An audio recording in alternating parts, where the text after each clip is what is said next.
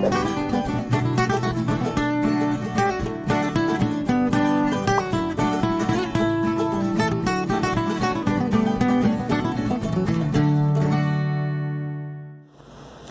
pessoal, tudo bem com vocês? Bom, hoje o nosso vídeo ele vai discutir introdutoriamente a questão da ética no serviço social e como base para essa discussão nós utilizamos o livro Serviço Social no Brasil, Histórias de Resistência e Ruptura com o Conservadorismo, especificamente o capítulo 7 da professora Maria Liduína de Oliveira e Silva, esse aqui, ok?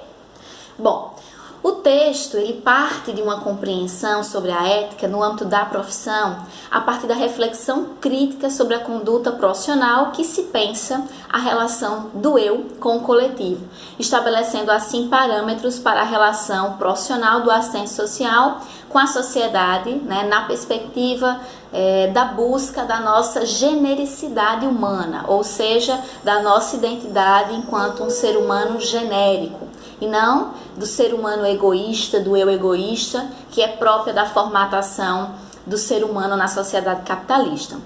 Então, o texto, ele vai citar a professora Carvalho quando diz que, ele vai dizer que a ética profissional é uma das dimensões que formam o projeto profissional, compondo os elementos que vão constituir e indicar a sua teleologia. Lembrando que teleologia é a capacidade de projeção ideal na mente antes do objeto ser materializado. Então, nesse sentido, enquanto uma das formas éticas, né, que a gente vai discutir, diz respeito à reflexão sobre a moralidade profissional, que resulta na eleição de valores e princípios que direcionam o agir profissional, expressando-se, portanto, no cotidiano profissional. O texto vai dizer ainda que a ética profissional ela se refere à eleição de valores diante de uma determinada concepção de homem, de mundo, de sociedade, né? Dentro dessa perspectiva. E sua objetivação na relação com o outro, com o usuário, com o Estado, com as instituições, com outros profissionais e com as entidades da própria categoria. Então, para tanto, há a codificação de tais valores e princípios em um código de ética que vai estabelecer os parâmetros para a atuação profissional, sendo um instrumento educativo importante na criação de um determinado ethos profissional. O ethos profissional, de maneira muito simplória, seria o perfil profissional e que está vinculado a uma dada perspectiva, no nosso caso, a perspectiva crítica. Porém, existem duas perspectivas éticas no seio do serviço social, a conservadora e a crítica. A conservadora, que se fazia presente até os anos 70, e a crítica, que se consolida a partir do movimento de intenção de ruptura até hoje. O texto vai dizer que no conservadorismo se valoriza a autoridade, a hierarquia, a ordem, a repressão e a disciplina, negando a razão, a democracia, a liberdade, a igualdade, a tecnologia, os avanços emancipatórios, todos os aspectos próprios dos avanços emancipatórios específicos da sociedade moderna são negados. Isso é uma fala, inclusive, da professora Barroco que o texto cita, ok? Então, é importante destacar que o processo de renovação do serviço social, ele foi responsável pela passagem da ética conservadora para uma ética crítica, através da aproximação do serviço social com os movimentos sociais, com os movimentos de esquerda, com a luta pela democracia, com a organização sindical, com a rearticulação das entidades da categoria, bem como com a sua laicização e a entrada no cenário universitário e também com a aproximação com as ciências sociais, sobretudo com os autores da tradição marxista. A partir desse momento, a profissão vai ter condições de realizar uma reflexão mais profunda do ponto de vista ético e político, que ficou conhecido como intenção de ruptura. Então, essa perspectiva, ela vai ganhar hegemonia no serviço social a partir dos anos 80, expressando-se nos códigos de éticas de 86 e 93, que é o nosso atual Código de Ética. essa vinculação à perspectiva emancipatória vai ser caudatária da aproximação com a tradição marxista e vai apontar a busca da superação da ordem do capital, que vai propiciar, ou que propiciaria em tese, a plena liberdade dos homens, a partir desse compromisso com a construção de uma nova ordem societária, vinculada à defesa da emancipação política e entendendo a radicalização como necessária, para a ruptura com a ordem do capital e para a construção de estratégias de sua superação. Então, esta seria a direção que o serviço social vai imprimir a sua perspectiva ética. Então, a partir desse momento, a gente vai incluir a ética como um eixo transversal na formação profissional dos assistentes sociais a partir das diretrizes curriculares de 96. Já o atual Código de Ética, de 93, representa a síntese desse processo. A partir da leitura dos seus 11 princípios, a gente pode compreender mais claramente que a teleologia do nosso Código de Ética, especificamente do nosso projeto ético-político hegemônico, no serviço social desde a década de 90, vai ganhar muita força a partir desse momento, onde o eixo central do Código de Ética versa sobre a liberdade, compreendida como a fonte da emancipação, autonomia e plena expansão dos indivíduos sociais, o que significa o final da exploração e da dominação do homem pelo homem. Portanto, a supressão dessa forma social conduzirá à emancipação humana, à humanização, ou seja, a possibilidade do homem de se reconhecer enquanto um ser social, crítico, livre, criativo, vivenciando essas possibilidades em uma sociedade na qual o trabalho é alienado, Então, a gente quer a superação desse trabalho alienado, para uma outra forma de trabalho que possibilite ao homem o seu reconhecimento enquanto um ser humano genérico. Então, dentro dessa perspectiva, para os assistentes sociais, é fundamental a defesa intransigente dos direitos humanos e, consequentemente, a recusa do arbítrio, do autoritarismo e de todas as formas de preconceito. Embora a democracia e a cidadania sejam valores gestados na sociedade burguesa, foram criados no seio do pensamento liberal, há vários estudos que lhe dão um novo significado e uma nova direção social. E é nesse sentido que esses valores são construídos como instrumentos para a conquista de uma nova sociabilidade, mas também como valores universais que deverão ser defendidos em qualquer forma social. A cidadania que a gente fala aqui é entendida de uma forma mais ampla, para além da cidadania burguesa, que está restrita ao fato do indivíduo ter os seus direitos assegurados, direitos civis, políticos, dentro da sociedade capitalista. De acordo com esses valores liberais, os suprimentos das necessidades básicas no limite mínimo de vida se daria via consumo. Então, a gente quer a ultrapassagem disso, E há a necessidade da construção de um conceito de cidadania intimamente ligado à democracia, que aponta ainda para a construção de um novo modelo de sociedade e a ruptura com esse modo capitalista de organização da sociedade, que infelizmente produz a riqueza coletivamente, mas se apropria individualmente. Bom, ou seja, a democracia que a gente busca é a que extrapola os limites burgueses da democracia política consentida pela ordem liberal. Então, em plena conjuntura de manifestações e ideologias declaradas do conservadorismo na sociedade brasileira, infelizmente, a defesa dos princípios éticos da profissão, desde os seus marcos políticos e legais dos anos 80 e 90, tem sido cada vez mais desafiante materializar esse processo, no nosso projeto ético-político, como um movimento constante de ruptura com o ainda presente ethos conservador e tradicional na profissão, infelizmente, Esse ethos que traz a criminalização da pobreza e se expressa pela culpabilização dos trabalhadores empobrecidos, E, sobretudo, uma dificuldade de compreender a condição de classe. Há também a naturalização da pobreza, permeado por um ódio de classe. A vigência conservadora, preconceituosa, racista, xenófoba, alimenta intolerâncias, cujo processo de desumanização vem se manifestando num alto grau de violação de direitos em termos planetários.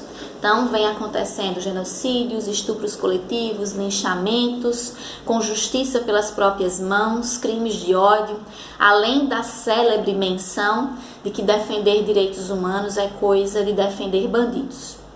Então, isso é extremamente preocupante, porque estamos vivendo os avanços da barbárie, acometidos pelo capitalismo em sua lógica financeirizada e neoliberal, global, que se espraia pelo mundo e que acarreta o mais irresponsável desmonte das políticas sociais e públicas, que vem construindo há décadas realidades violadoras de direitos historicamente conquistados no Brasil e no mundo.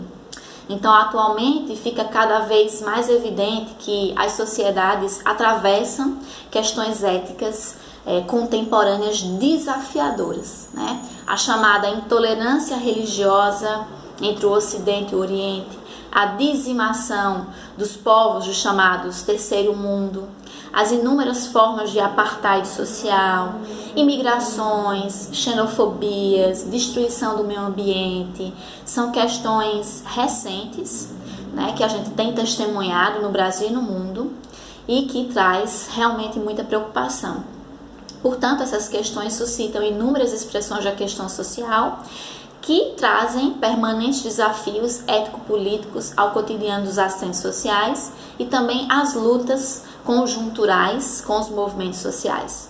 Nesse sentido, o assistente social, ao defender direitos humanos de forma intransigente, como princípio ético-político profissional que está no nosso Código de Ética, esse profissional também está desafiado a enfrentar as condições desiguais e injustas na sociedade de classes.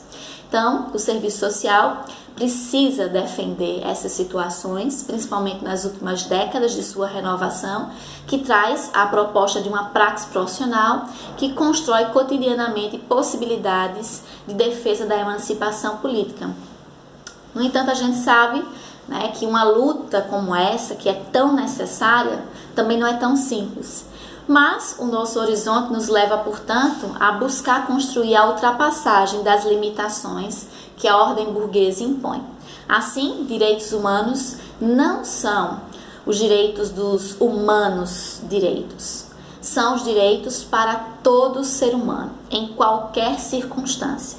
Dessa forma, nós, assistentes sociais, defendemos uma ética social e profissional que seja radicalmente libertária, com ações inconformistas, indignadas, anticonservadoras, anticapitalistas, em direção à emancipação política e que rompa com qualquer forma de preconceito.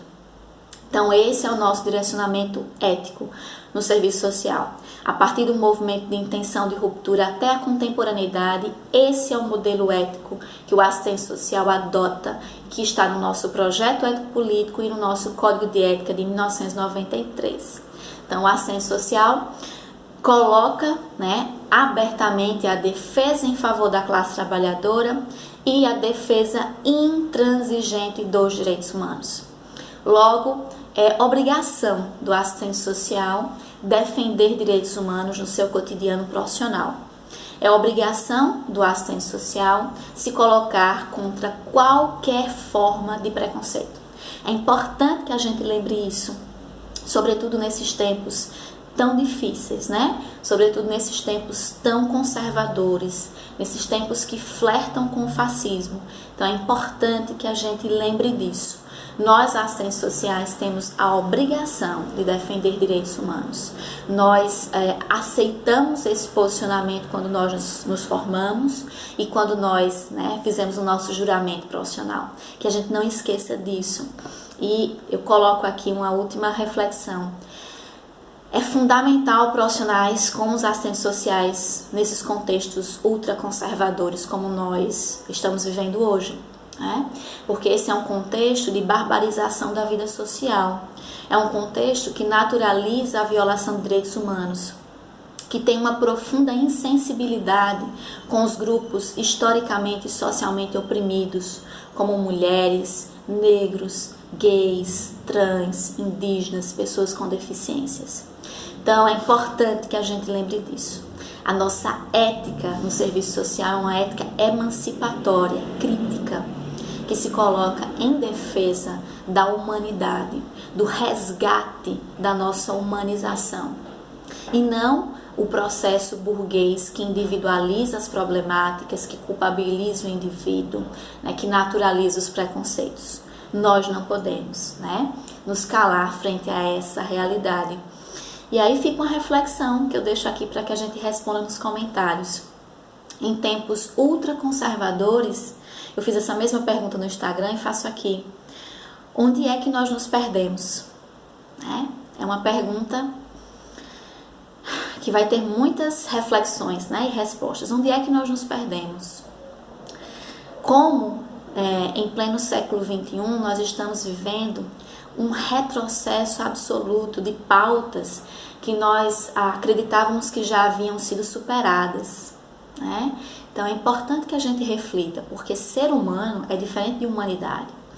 O ser humano é a espécie, é a característica fenótipa, física, né? Humanidade é um comportamento social que a gente aprende em sociedade. São os limites que a gente cria para a boa convivência, para uma convivência minimamente pacífica. E uma convivência minimamente pacífica não pode existir sem o respeito ao outro, sem a empatia, né? Sem o se colocar no lugar do outro, sem a alteridade, sem a tolerância. Isso é fundamental que a gente resgate. Bom, eu posso fazer depois um outro vídeo discutindo empatia, direitos humanos e tolerância, se vocês acharem interessante. Eu acho que nesse contexto, né, ultra radical, eu acho que é importante, porque eu acho que em momentos como esse, silenciar é se omitir, né? Então, nós assistentes sociais nos colocamos contra toda forma de preconceito, sim. Nós defendemos direitos humanos, sim, né? Isso é fundamental. Nós reconhecemos que existem grupos socialmente oprimidos, que historicamente esses danos nunca foram reparados, né? Como negros, mulheres, gays, trans, pessoas com deficiência, indígenas e tantos outros grupos. É importante que os indivíduos que vivem uma condição privilegiada reconheçam a sua condição de privilégio, que os segmentos brancos, héteros, cristãos reconheçam que vivem uma situação de privilégio, que de fato a vida é mais difícil para quem não está nesse escopo. Isso é ter empatia, isso é ter respeito, né? Isso é se colocar no lugar do outro. Mesmo que eu não faça parte desse grupo, eu posso e devo me colocar no lugar das pessoas. Isso faz muito bem para a gente, enquanto seres humanos, né? Enquanto pessoas, enquanto profissionais. Então fica essa reflexão. Me respondam aqui nos comentários essa inquietação que eu fiz, onde foi que nós nos perdemos, né? E me digam se vocês acham interessante um vídeo sobre ética, direitos humanos e empatia, tá? Tem muitas questões que a gente pode discutir que eu acho que é fundamental nesses tempos tão difíceis, tá? Bom, eu espero que vocês tenham gostado. Lembrando que todas as reflexões aqui desse vídeo, elas foram inspiradas nesse livro, especificamente no 7º capítulo. Então nada é uma construção só minha, nunca nada é só nosso, gente, né? Nós somos frutos das leituras que fazemos, das vivências que nós, né, experimentamos. Então isso aqui não sou eu, né? Isso aqui é o resultado da leitura dos livros, né? Isso não é nada meu e eu preciso dizer isso, mas preciso reconhecer que isso é fruto desta leitura e de tantas outras, tá? Então façam a leitura do livro se vocês puderem, comentem aqui o que vocês acharam do vídeo, curtam, compartilhem com seus amigos e se inscrevam no canal, nos ajude a crescer mais rápido aqui. Eu gostaria muito que a gente crescesse muito, né, muito mais rapidamente no canal, para que a gente tivesse mais pessoas para compartilhar ideias, experiências com a gente, tá bom? Então, muito obrigada, um beijo a todos vocês e até o próximo vídeo.